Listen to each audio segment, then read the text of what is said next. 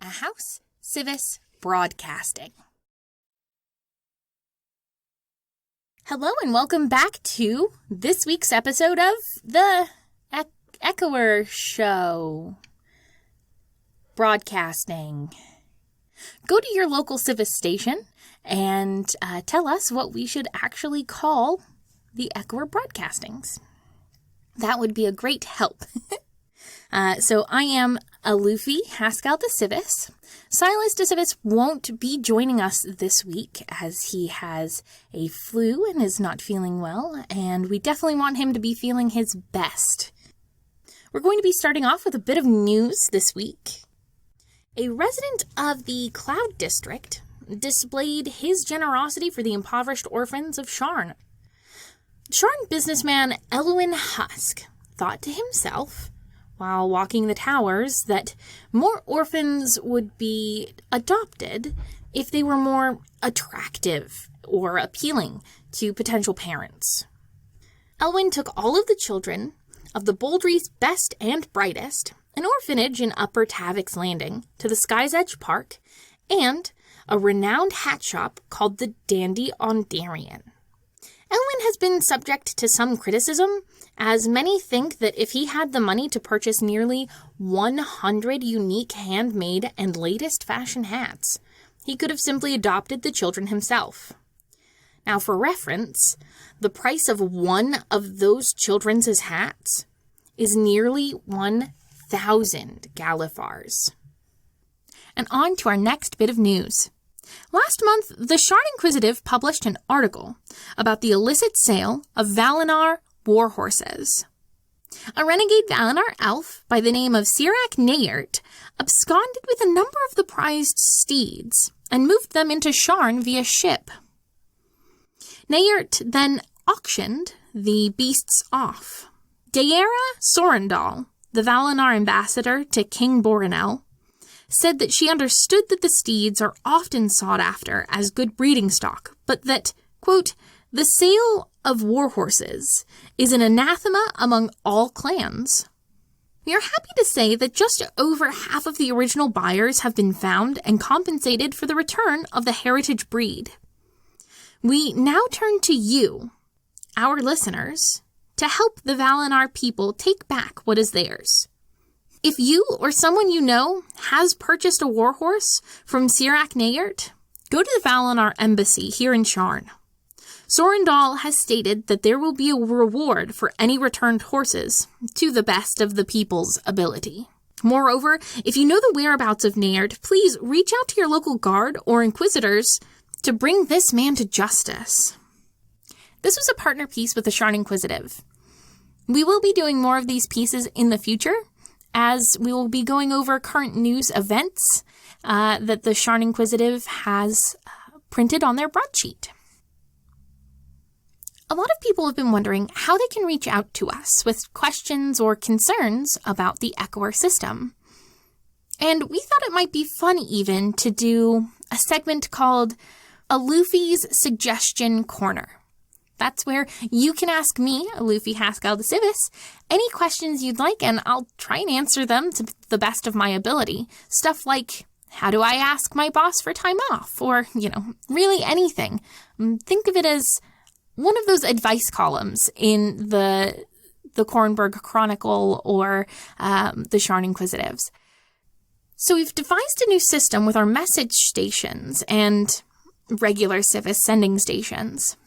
It's called Gnome Mail, or Gmail for short. So all you have to do is write a letter and address it to House Civis Echoer Station at gmail.com. The com is for communication, stating that you're trying to send a communication or letter to us. We've also created another place where you can reach out to us or get more information. What you do is go ahead and ask any local guards how to get there. You just go to civisechoerstation.com. We've got a big board filled with extra little news bits, guest spotlights, and even how you can listen to previous echoes. That way you can reach out to us with more questions and we can actually have more of a conversation. Anyway, let's continue on with today's broadcasting. Breland, our Breland, land of freedom and bravery. Forever will the barren crown stand upon this land we love. Breland, our Breland, realm of gold and wonders. Always will we sing of thee across this land we love. That's an excerpt from the Song of Breland. Many of you should recognize that as our national anthem. And let me tell you, it's hard not to sing it. Today's episode, we're going to be talking about Breland, this wonderful nation that we are in. I do have two wonderful guests here in the booth with me.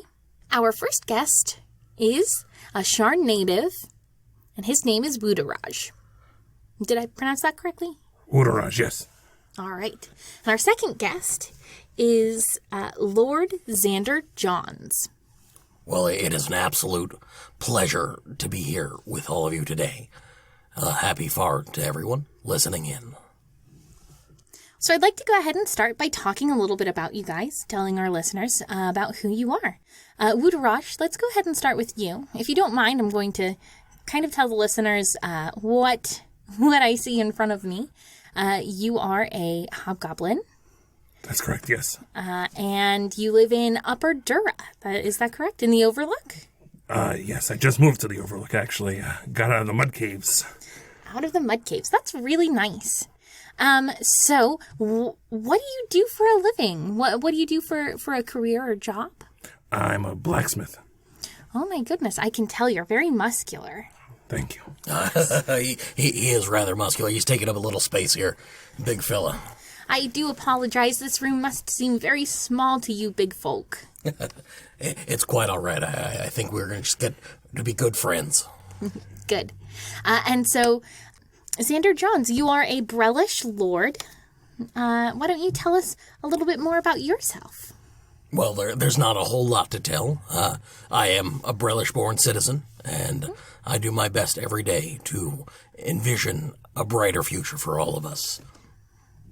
And you grew up in Eastern Breland, correct? Yes, in what is now known as Droaam. But what is originally, yes, it is Breland. It is still Breland entirely. Wonderful. We might circle around to touch on that a little bit later. Oh, I have plenty to say if that's the case. Oh, of course. Actually, can we go back to the blacksmith thing? Oh, yes, of course. A client of mine is listening, Gorak. Mm-hmm. Can you give this to him? Oh my. What? Yes, this is a chain shirt that Gorak ordered. Can you get him to... He's listening. Oh, where is he listening from? Breland. Do you know if he's at a particular civic station? So you know that we're not actually, like, the listeners aren't actually here, right? Yes, but when I listened last week, I wasn't here. Oh, you did listen last week? Yes. Let's talk about that. He's where you were last week when I heard you. Okie dokie. Well, his name was Gorak? Gorak, yes. Hi, Gorak. Okay. Give me just 1 second. Hey, yeah, could you, Gorak, yeah, just listen for the location. I'll get it out of him. Okay, cool. Well, since we have a moment, we are doing a thing here where we're handing across gifts. I did bring a small token of my appreciation for being a part of the future of Breland.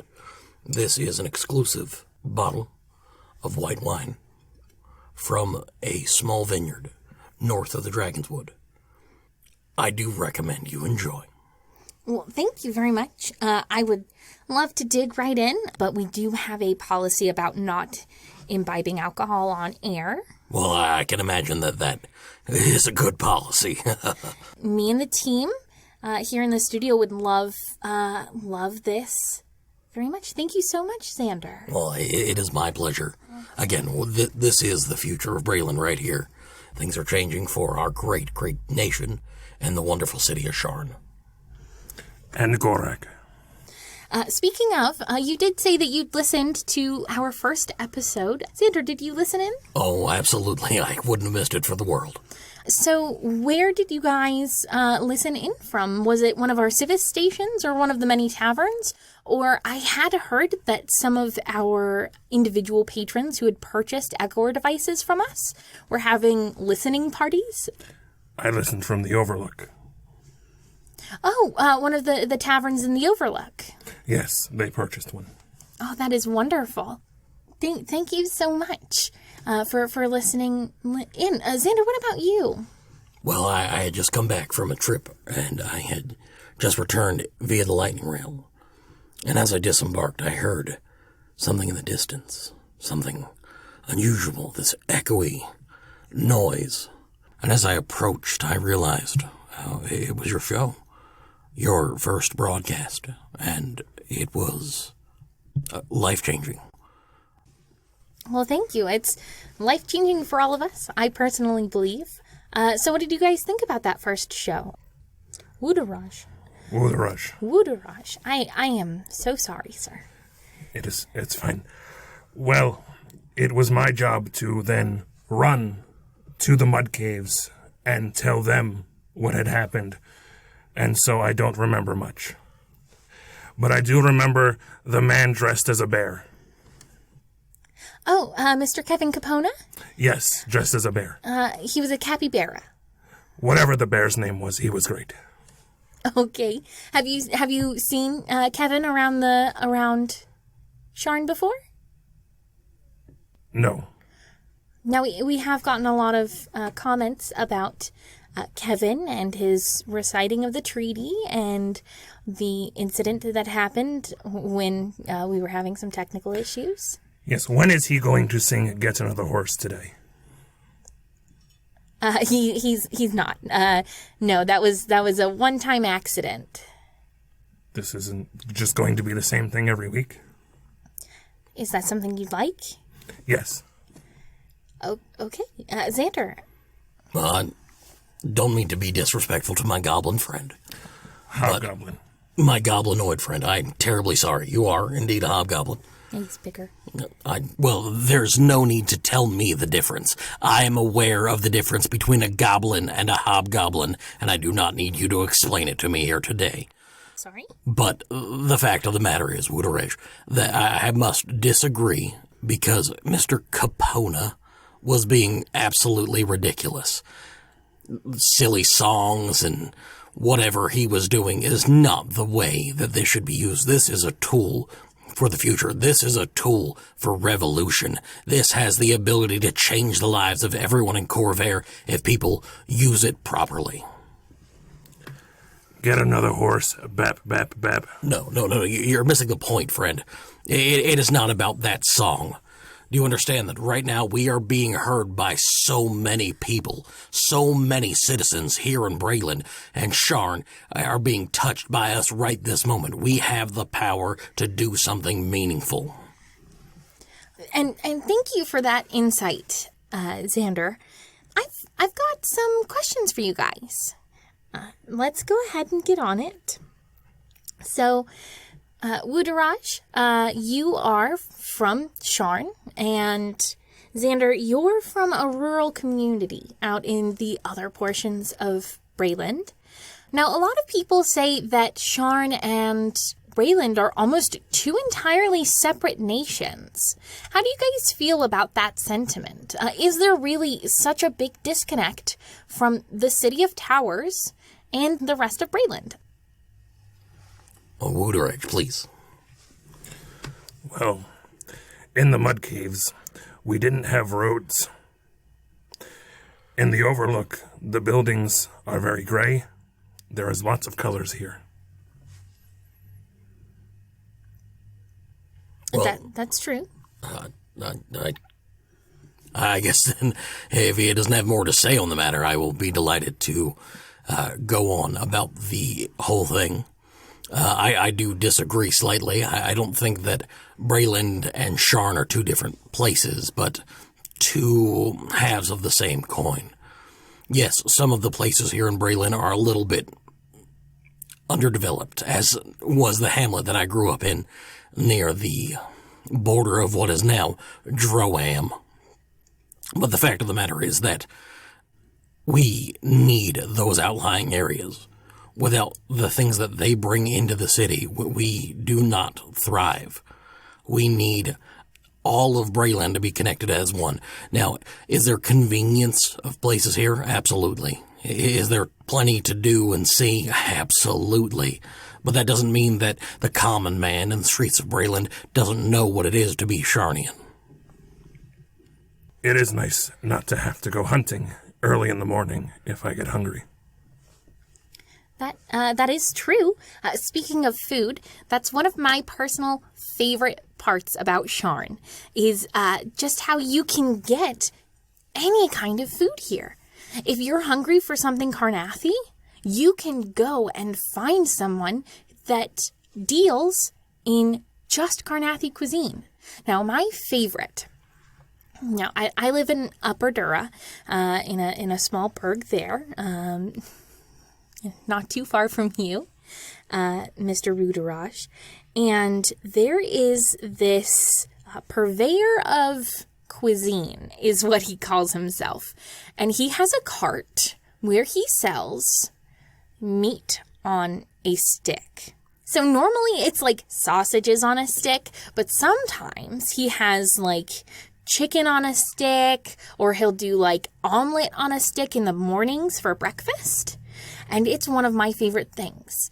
So what are some places you guys like to go to here in Sharn? Food you like to eat here? Anything like that? Anything? I also enjoy the meat in the stick. On a stick. Until you eat the stick. No, you throw the stick, you just throw the stick away. It tastes like meat. Why would you throw it away?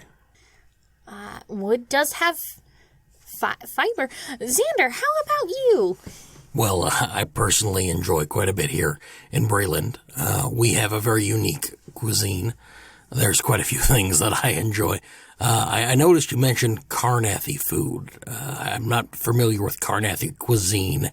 I'm not sure exactly what they eat there because they don't have real food. Have you ever been to a Carnathy tavern? Because they don't have an actual plate. It is hardtack and hard cheeses. What would you order at that point in time? Are you just ordering disappointment? Well, I've enjoyed some Carnathy food in the past, but everyone has their own tastes, and I think we all here can agree to that. That the Carnathy do not have taste buds because they are undead? Yes, I think we can all agree on that one. Some would say that about Thrainian cuisine, because it literally burns your taste buds off. I know I, for one, don't quite like it because I much prefer sweet things. Yes, I've never really had Thrainian cuisine. I'm not a big fan of a lot of the more foreign foods. But I've heard from Thrainian cuisine that it's just all punishment from the Silver Flame to make you repent every time you eat for just existing. Thrainian cuisine is good. If it doesn't hurt, you're not eating properly. That is a very interesting take. Let's move on to another question. One moment, I have to grab my notes here. Let's see here. Yeah. Get a horse. There we are. Okay, so there are a lot of Cyran refugees here in Sharn and throughout Breland. As we all know, New Cyran is a small settlement not too far from here. What do you guys think of Cyran refugees in both Sharn and Breland? The more the merrier. There's plenty of room. Would you care to elaborate on that for us? Well, with more people, you need to be creative with jobs. I do have a friend who is hired to be dressed in a certain way with feathers and completely black, following around a wizard, demanding to be fed. Apparently, this is favorable. Why? It's like a familiar, but you don't have to care about it. That's a very interesting take. Xander. I have to agree with my friend here. The more the merrier is the way we should look at that situation. These refugees, the people of Cyr, are important to us as a society. They are our brothers, our family. They are part of the great nation of Galifar, and they need to be pulled back into the fold. What happened to them that day is unforgivable. And I'm not going to go into the wild speculations of the different things that may have happened in the Mournland.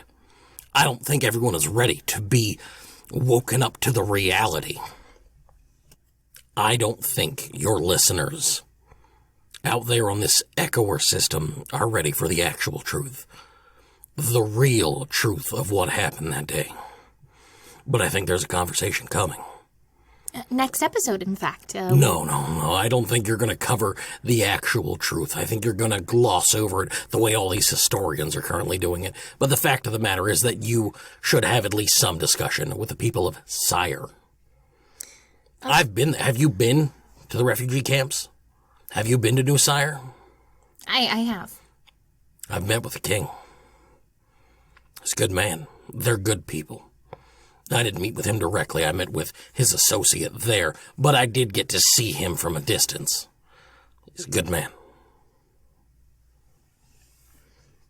So, if I get this correct, Xander, you think that Cyrans should be part of Brayland? That since they're here, they should be brought into our fold?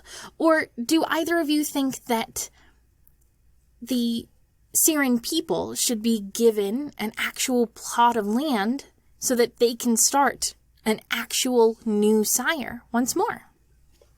Wuudaraj, if you would like to begin. You've been taking all these fantastic questions this whole time. I'll start with you. There's plenty of room underneath Sharn. Oh, what an interesting idea. Are you suggesting that we dig down, maybe have the people of the Moorholds go in and build up a new Cyr underneath us? That is a land that we are not using, and we could definitely do that. Yes, just open up the caves and put them in there. Okay. I'm going to have to agree with him on this one again. I feel that the people of Cyr do deserve their own nation, and if that has to start here, then that's fine, because the goal should always be the same: a united Galifar. Now, talking about a united Galifar, that does bring us to our next question. We all know that the region called Droaam is currently petitioning the Council of Thronehold to become their own nation with their own rights. Why don't we start with you, Wuudaraj, once more? What do you think about this petition? Yeah, that's right. Tell him, Wuudaraj. Yes, well, I believe if we're letting in the people of Cyr, why not the people of Droaam as well? Mm-hmm. They could intermix as well, and it would make a melting pot that is already what Sharn is all about. So you feel that Droaam is their ancestral lands to begin with? Yep. Why shouldn't they be able to govern it as they want? Absolutely. I understand. Now, Xander, you're over there tapping your leg. I have a feeling that you have something important to say. Yes, I do agree with my friend here. Wuudaraj, the people of Droaam should be allowed to be a part of the nation. The people of Droaam, not the monsters that live in Droaam and have taken over all of society. I'm sure we can all agree here that that's not what we're calling for. Is it, Wuudaraj? We're not calling for monsters to be welcome here in this nation. I don't want to sit down with a minotaur or a hag or a Medusa. We're talking about people, right? I've actually learned to work out from a minotaur. I have many minotaur friends. I think they should all be allowed here. To be fair, here, Xander, one of my tailors is actually a gnoll. She's rather wonderful. Oh, a gnoll tailor and a minotaur bodybuilder. Do you not understand that they're integrating with society at this moment in time? That they are trying to take us over? Let me ask you something. Do you know what the mayor of Greywall is? Are you familiar? He's an illithid, Yes, an illithid. Are you willing to say that we're going to have illithids here in Sharn running free, going around, just eating people left and right? Now, the mayor of Greywall does not condone any violence, and you won't see any violence in that particular town. We're discussing having them on for a show. The mayor of Greywall. Here, infecting the airwaves. What you're suggesting is we have those things here on the Echoer system, infecting everyone in Sharn, affecting them with their thoughts, putting out all of that. That's what you're suggesting. That's what you want here on this beautiful system. You're abusing it by allowing those things in here. Well, to be fair, Mr. Xander Jonz, you're here. I've met the mayor. I agree with a lot of things he says. Many people do. Do you hear that? Many people do. The mayor of Greywall is infecting people's minds, getting them to agree with him, getting them to bend to his will, and you're going to put him in every house civis station all the way throughout the tower. Is that something that you actually intend to do? Xander? No, you need to tell these people right now, the people of Sharn, that's what you intend to do. We're actually out of time right now, my dear. I thought we had longer than this. No, you see my hourglass is empty, so that does mean we are out of time. But you admit that is what you're planning to do. I can't make any comment right now about that, but Xander, thank you everyone for Xander, why don't you go ahead and step out, and we'll be right behind you. I'd be delighted to do so. I want to thank you for having me here today. Wake up, sheep forged. It is time for the future. All right. So, Wuudaraj, now that he is out of here, I have one last question that was supposed to be for both of our guests, but I'll go ahead and ask you. What do you envision Brayland being in the future, going forward? What will Brayland be? Houses are nice, but more caves. Now, Brayland isn't particularly mountainous, but I think I understand what you mean.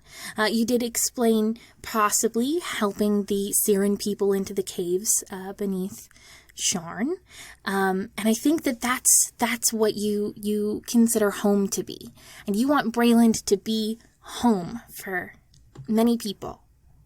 I'm not going down there, no. If they get eaten, that's on them, but they're welcome. All right. Well, I thank you so much, Wuudaraj, a wonderful blacksmith. Yes, you will get that to Gorak, yes? Yes. Would you go ahead and tell our listeners the name of your forge so that perhaps they can step in and say hello? The Forge. And where is that located? Sharn. Thank you, everyone, for listening in to this episode of The Echoers. Once again, drop into your local civis station to give us some form of idea of what we should call this Echoer show. And I would, again, like to just drop an extra big thank you to all of the people working in our civis stations, and I'd like to thank all of the taverns and all of the individuals who have Echoer devices and are listening to them.